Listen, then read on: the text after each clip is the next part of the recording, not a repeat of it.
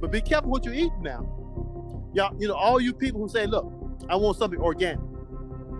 And you be going to Whole Foods and spending that organic money.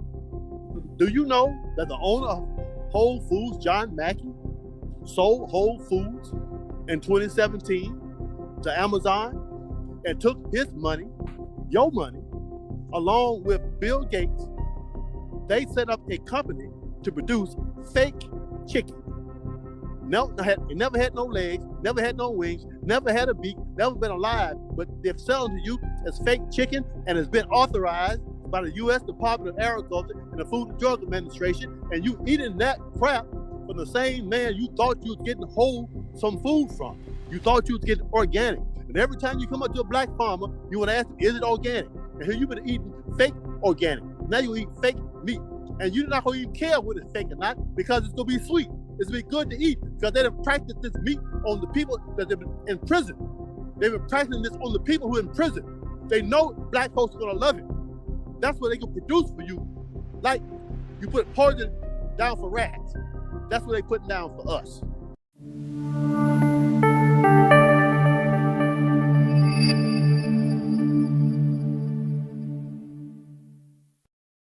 So this evening we have Dr. Ridgely. Dr. Ridgely was born in 1951 in Winston-Salem, North Carolina. He joined the Nation of Islam in 1971 while attending Columbia University, NYC. That's NYC, thank you. He received a certification in 1976 in agricultural economics from the State University. He went back to graduate school in 1980 and received a master's degree in 1982 in agricultural economics. He received a PhD in agricultural economics from Michigan State University with a minor in finance. That explains the dialogue we were having just prior to going live, dear brother. So a minor in finance and a specialty in systems science in 1987. He taught agricultural economics and conducted research on small farm financial management from 1986 to 1990. From 1990 onwards to 1995, he designed, printed, and distributed T-shirts nationally featuring positive Black poems on the back. He's done extensive research on ancient African history, the pyramids of Egypt, and the history of agriculture. He's also vice president of the original Black Farmers and Agriculturists Association, BFAA. He's also the vice president of the Staple Goods Project Cooperative Incorporated. He has written a number of articles and in referee journals, Final Call newspaper, and a few books including Amen, The Secret Waters of the Great Pyramid, I Will Not Apologize, The Resurrection of the Master Architect, and many more.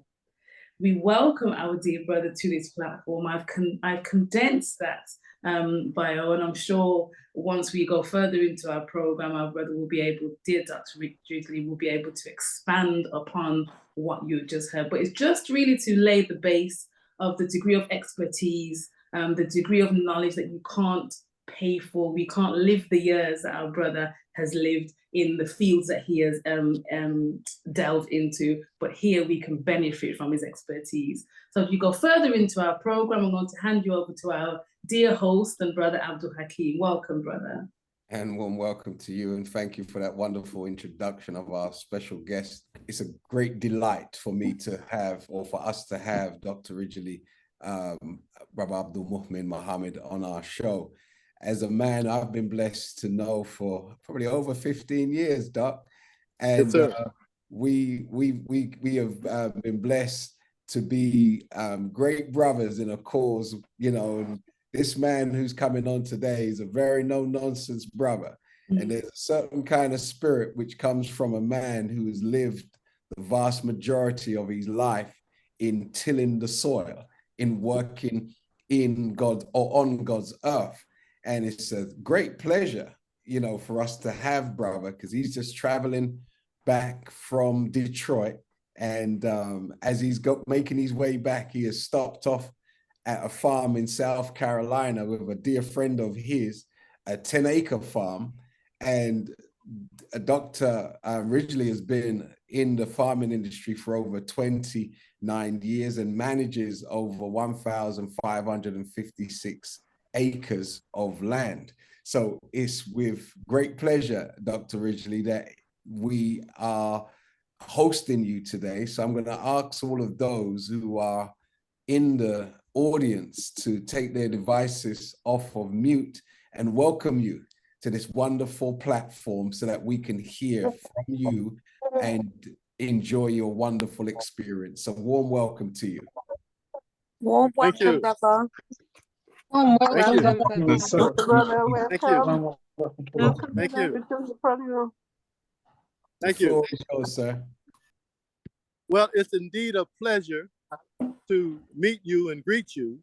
And my brother said that I'm on a friend of mine's farm, Barefoot Farms, but actually it's not 10 acres. I got to get the total acres from him when he comes back over here. He has 10 acres of strawberries. Just strawberries. 10 acres over his strawberries right over here. Have keep your own. What's your total acres you got, brother? Okay, he got 100 plus acres of vegetables, of vegetables. I'll hold that to you later. Okay, which is a lot of vegetables, especially for you people who are trying to plant a garden, trying to get the weeds out of the garden, and then trying to pick it. One of the problems with people who have gardens is that when it comes time to pick, they can't find nobody to pick, and then when they pick it, they can't find nobody to give it to because the people worry about, well, what I got to do with that? In other words, they got to cook it, and to them that's too much work. That's why we're telling people, if you're going to make farming as a business, you better have a clientele, all right? And they got to be willing to cook if it's raw. Now, if you listen to this noise in the background, here's my brother right here. This is brother Barefoot right here, brother Frazier. He's my mentor. Now he's my big daddy. Now if you don't have a parent, if you didn't grow up on a farm and have somebody to train you and help you, you better find you somebody like this, all right? Because what they know, you cannot get it from a book. You're going to have, and everything you can think about doing as a farmer, some farmer has tried that. So you may jump out there, get you some land, and you should, but you got to find somebody close to where you have that property at that's going to help you out. And the best way to get them to help you out is to volunteer to help them out. Okay? So that then they will see that you're serious about farming and that they'll come and help you. But if you sit out in the woods by yourself, get you some books to read and go on the internet and think you're going to get it just from that, you are mistaken. You're going to have to find somebody who you can trust, who believes in you, and you got to do that. You got to gain some type of respect from them. So you need to go and say this, I just moved here. I just got me some land. I don't know a whole lot. I know I can learn a lot from you, but I tell you what, can I help you? When you need help, let me know, because I want to learn. Okay? Right. That's how you do it. All right? So anyway, we're here on the way back from Savior's Day, and I come and stop off with him at least once a year. Now, this year is a special year because he just put up a fence around his 10 acres of strawberries and another 10 acres down the road, another 20, 30 acres of watermelons down the road, another 20, 30 acres down another road. But last year, the deer tore up his strawberries so much, he had 10 acres of strawberries out, and he did not get one strawberry out. Not one. Not one to eat. Not one to eat. All right? So we just picked some strawberries. They're just getting started. But we just picked some because he put up a fence, an 8-foot fence, plastic fence. And I came here to learn from him how to do that fence. I bought the fence, but now how to put it up properly, safely, and securely. So I came here to learn that from him. So we're going back to do that. But I know y'all say, well, what's the importance of land? And when people say, what's the importance of land? I look at people's fat behinds and they ask me, what's the importance of land?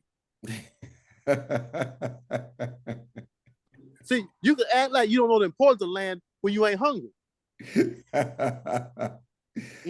But the people of Palestine know the importance of land. Right. You understand? Right. They're dying for land. Right. That's what it's all about. They're dying for land. And here you are, got your fat behind up at Macbeth, Murder King, Kentucky Fried Chicken. Right. You get the finger licking. You know when you in a black neighborhood in America, church is chicken. You see a church is chicken, you in a black neighborhood. And I guarantee you, they strung out all around. But be careful what you're eating now. Y'all, all you people who say, look, I want something organic. And you be going to Whole Foods and spending that organic money.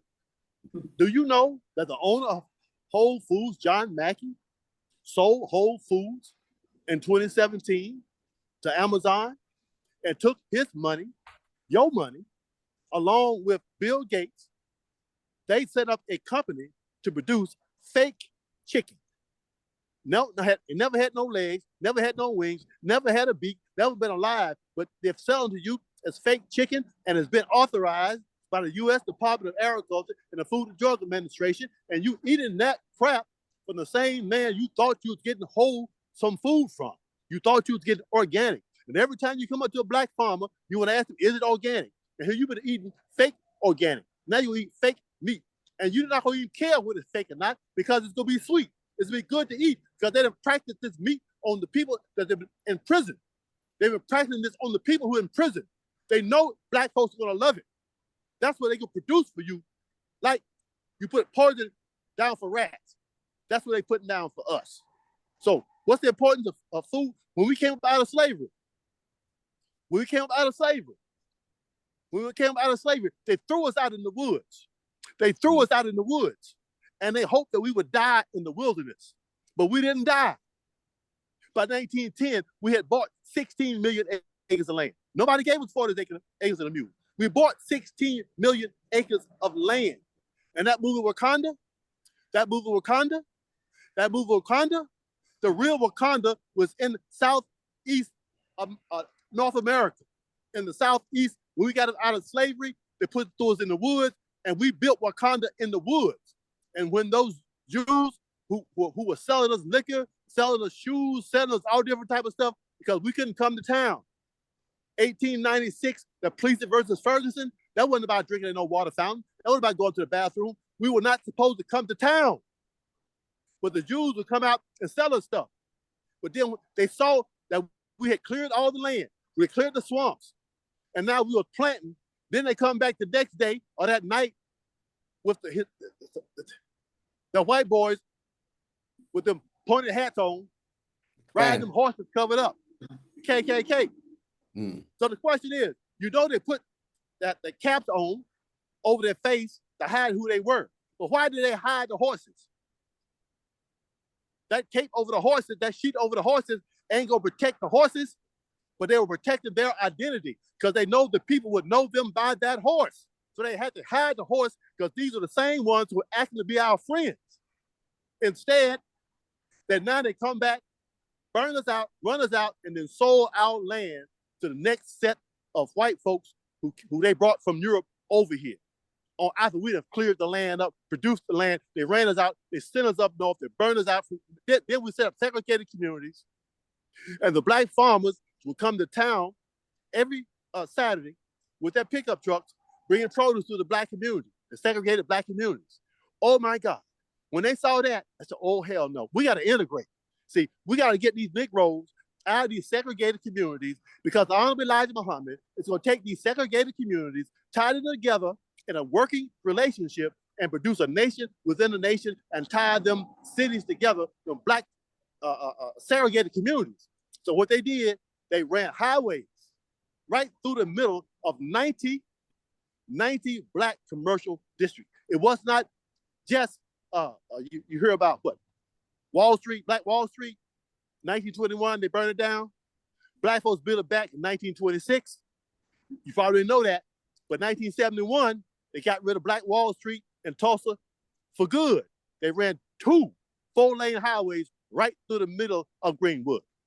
They did this in 90 different cities across America to destroy the segregated black economies that we had developed because of segregation.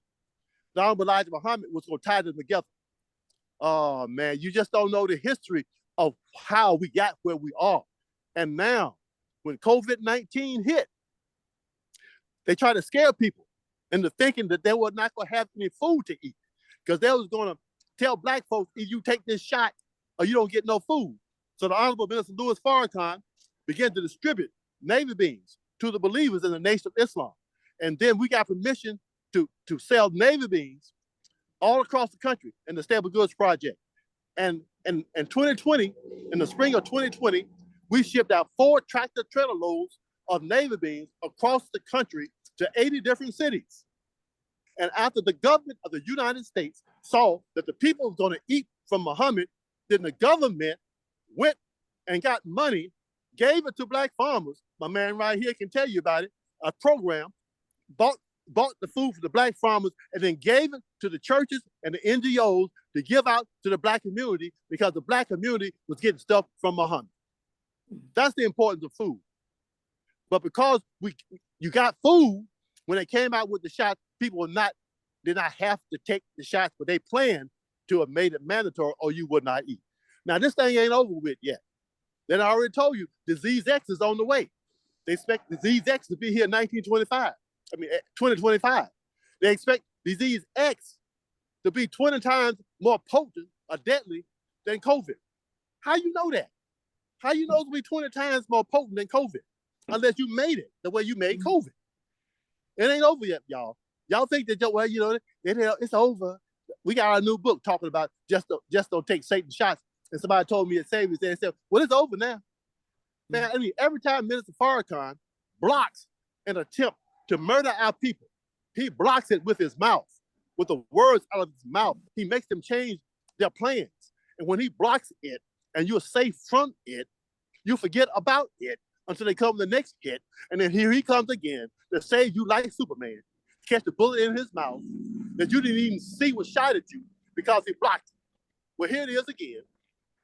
They say, oh, well, forget about that. That's past. But they said Disease X is coming. How you know Disease X is coming? Because you're producing Disease X. Okay. I'm sorry. I want you to introduce to my friends. Anything you want to say, man? I know I talk so much. I was just enjoying this talk. Yeah, he's down here. We're doing some stuff together. But yeah, it's an honor to be on your program today and visit with Barefoot Farms.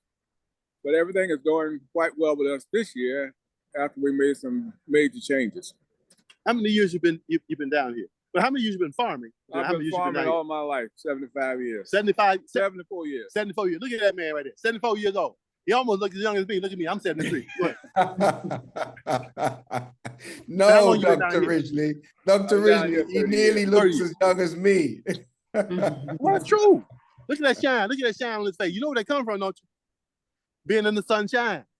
Right. See, they got you stuck up in them cities, man, hidden from the sun. You are sun people. You're not cave people like the Europeans. You're sun people. You need to be in the sun every now and then. Then you go and you pay money to go to the gym to do exercise. Look at this man right here. Look at it. Look at it. You know, it's called work. That's what he said. It's called farm work. That's your exercise. Get you a hoe. Come out to Muhammad Farms with a hoe. We give you a hoe, brand new hoe. We'll let you do some exercise, free of charge. We're not gonna charge you the way they do, free of charge. We'll give you the hoe, the gloves, and you can pull weeds all day long and hoe. And hell, this is my weight loss program. I'm thinking about doing this weight loss program. Okay, look, you can stay at Muhammad Farms, and you can eat all you pick. Right. And at 105 degrees, you ain't gonna pick a whole lot. You'll pick just what you need. And in about 2 weeks, you're gonna lose 30 pounds. That's gonna be our weight loss program at Muhammad Farm. You can eat all you pick. All right? You can't eat nothing else. You're gonna lose weight. Because it gets 105 degrees by 11 o'clock. And instead of 100 degrees up to 4 o'clock, 5 o'clock. And therefore you are not gonna be out there picking.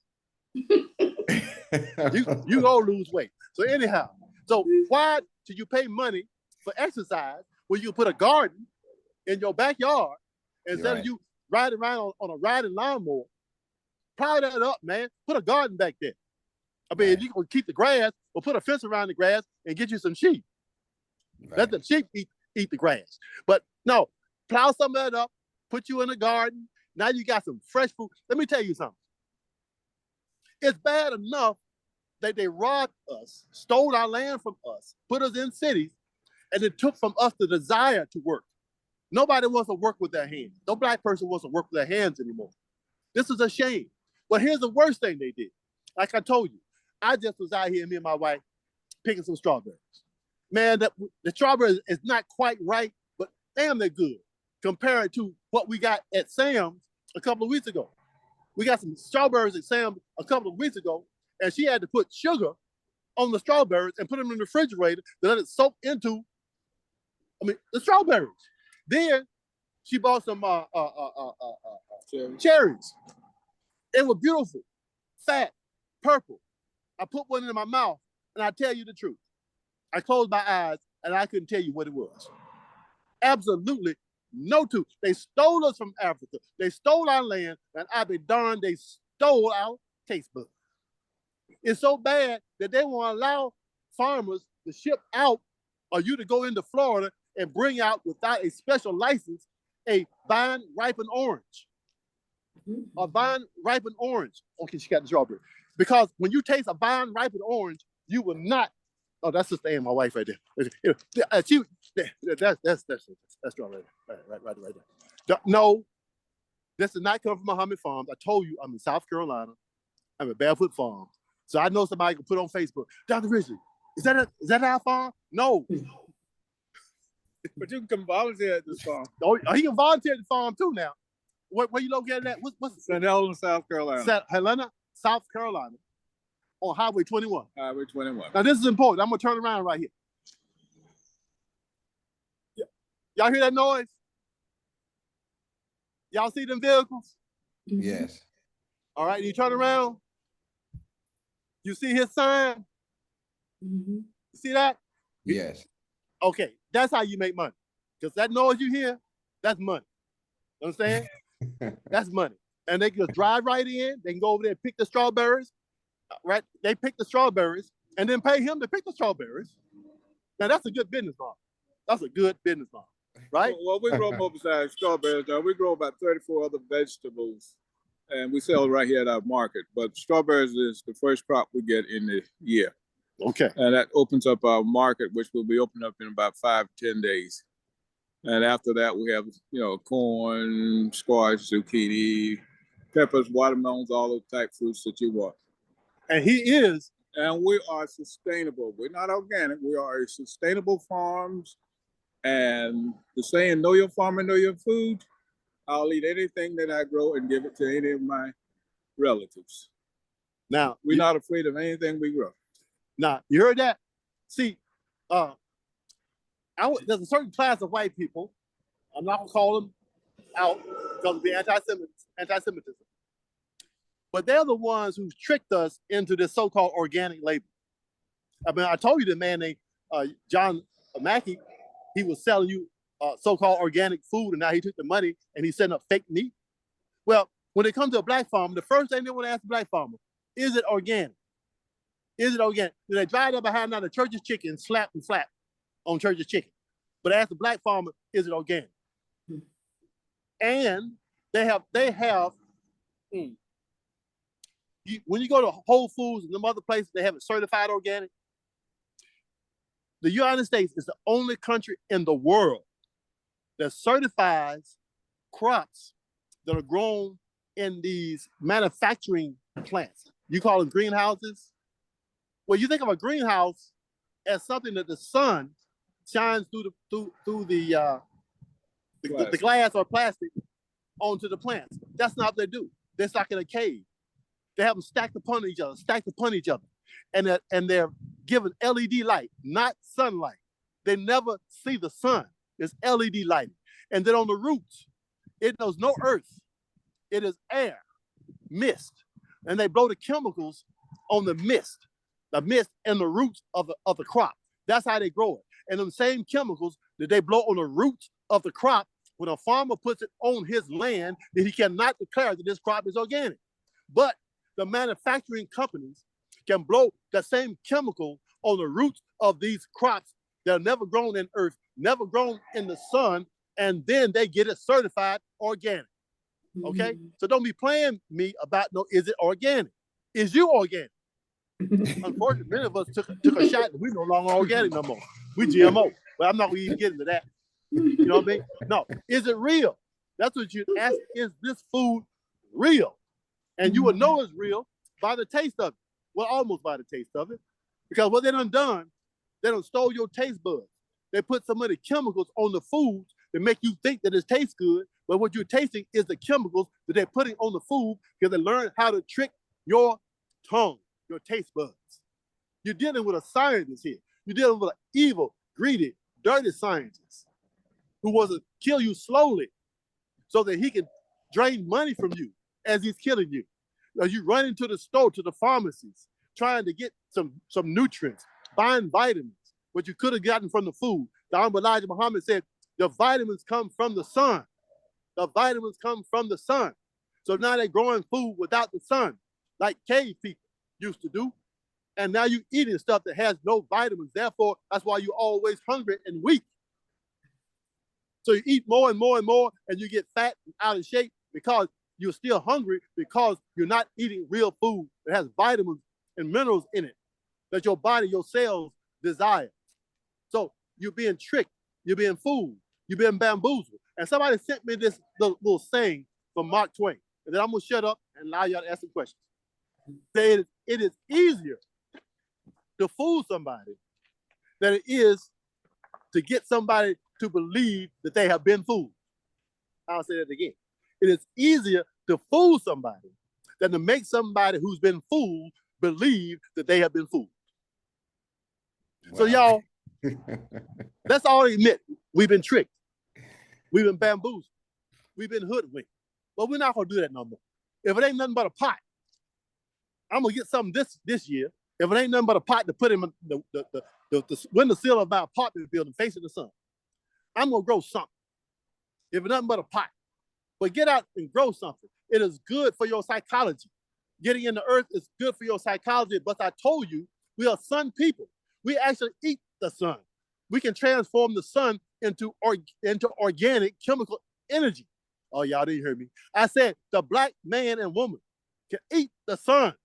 How you think all them people survived in Somalia with all those families they've been having? Because we can eat the sun. But now, hell, you don't want to eat nothing been grown by the sun or in the earth. You want to eat something that's born in the cave. Okay, I'm going to shut up. Any questions? Dr. Ridgely, thank you for that wonderful opening. It's going to take us a year to digest what you just shared with us. So I know everybody on the line today will be looking forward to watching the replay of what has been discussed thus far. Question for you. Where would if supposing, like, for instance, if I wanted to buy 1,000 acres today, I've been offered 1,000 acres, okay, in Africa. And if I was to buy that land, Dr. Ridgely, where could I source good, wholesome seeds to plant a good natural crop? Well, first of all, that wouldn't be my first question. I would like to know, what were the people doing with that 1,000 acres before I got it? Right. I would like to know, how come they're selling it? Right. You know, is it over a landfill? Did they have some type of chemical plant there? Because a lot of the land that they sell to black people is stuff that's been polluted. So that's the first thing. You want to find the history of that piece of land. Then you want to talk to the people in the area who live near it to see what grows well there and what they can sell. Now, once you figure out what you can grow and sell, then you look for seeds. There's plenty of seeds left that are non-GMO, even non-hybrid. There's all type of heirloom places. You go on the internet, you can find heirloom seeds if that's what you want. But that's not the key. The key is can you sell it once you grow it? And we learned that from the secret relationship between blacks and Jews. I learned it. When I first got down to Muhammad Farms, we grew a lot of stuff, then wound up couldn't sell it. The first year, we did very well. It was novel for everybody. Oh yes, Muhammad Farm, Muhammad Farm. The second year, people were claiming, man, that's too much food. What am I gonna do with all this food? So that was a mistake. Now, what we do now, and we learned that from the secret relationship between blacks and Jews, is that the Jews in Europe control the market for cloth and clothes made from cotton. They control the market. They was getting cotton from Egypt and India. They wanted to find a cheaper source of cotton. They found the Mississippi Delta, which is the second most richest strip of land in the world. The first one is the Nile Delta. Second is the Mississippi Delta. So they found that they poisoned the Native Americans, killed their the buffalo, and they poisoned their water with us. Then they took the land and they went to Africa and brought us over here because we've been doing agriculture forever. We invented that, by the way. So they brought us over here, and now they were able to sell that back. They could transform it to a value-added product, clothes, cotton, sheets, and all that, linen. And then they'd make the money, but they had control from all the way from the land to the man. So that's why we set up the Stable Goods Project. That's why we set up put up a flour bill on our farm to transform wheat that's going for $3 and $4 a bushel to something we can sell for $24 a bushel. In this time, we hand out time for stressing. In this time, we should all be investing. Getting knowledge should never be rejected. Every week, did you get the message? Get your tickets today, it don't take a second. Every Thursday, get 7. It's time to make this earth into heaven. So need to worry, there's a blessing. No need for second guessing, it's good spiritual injection. It's a spiritual.